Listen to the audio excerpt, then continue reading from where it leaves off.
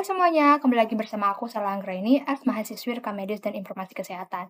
Nah, di video kali ini aku bakal jelaskan materi mata kuliah pertukaran informasi kesehatan di fasilitas layanan kesehatan. Jadi, nggak usah berlama-lama lagi, langsung aja kita masuk ke videonya. Cekidot!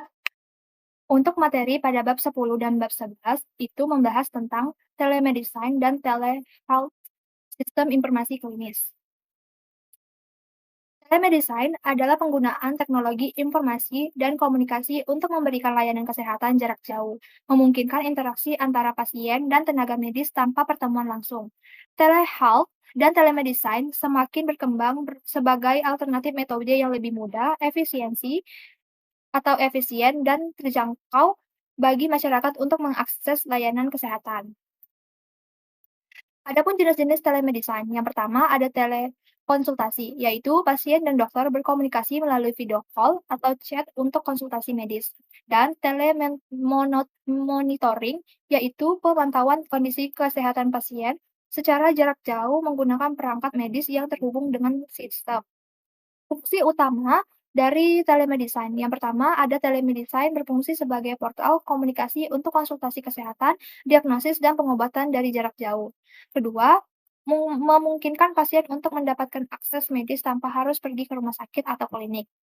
Manfaat telemedicine dalam sistem informasi klinis. Yang pertama, itu ada aksesibilitas, yaitu untuk memungkinkan pasien di daerah terpencil atau dengan mobilitas terbatas untuk mendapatkan layanan kesehatan tanpa harus berpergian jauh.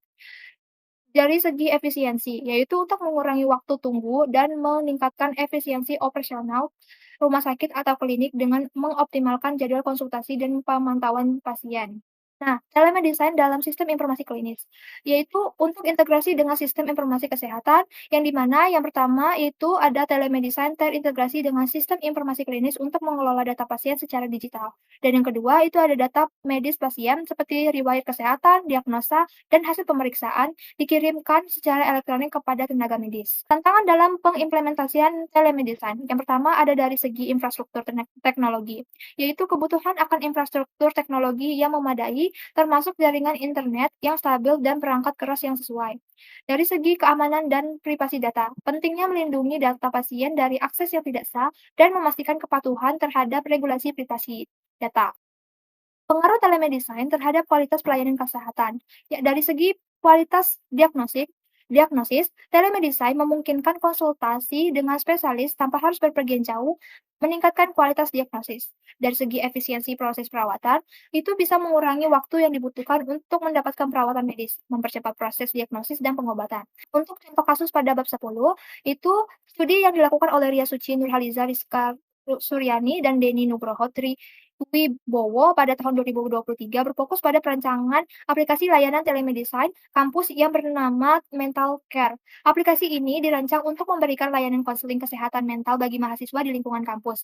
Dalam penelitiannya, para peneliti mengidentifikasi berbagai permasalahan yang sering dihadapi mahasiswa dalam hal kesehatan mental, terutama ketika mereka tidak dapat dengan mudah mengakses layanan kesehatan psikologis atau mengalami ketidaknyamanan untuk berkonsultasi secara langsung dengan konselor atau psikolog. Beberapa waktu yang menjadi hambatan adalah stigma terhadap masalah kesehatan mental, jadwal yang padat, keterbatasan akses, dan biaya yang sering kali menjadi penghalang. Penelitian ini berhasil merancang aplikasi mental care yang dapat menjadi solusi efektif bagi mahasiswa dalam mengakses layanan konseling kesehatan mental. Aplikasi ini menawarkan kemudahan, privasi, dan efektivitas dalam memberikan layanan kesehatan mental melalui telemedicine.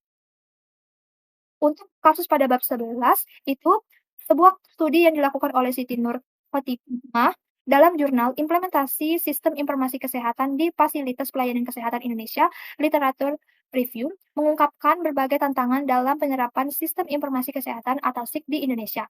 Salah satu kasus yang diangkat dalam implementasi SIK di UPT Kesehatan Gambut, Kabupaten Banjar.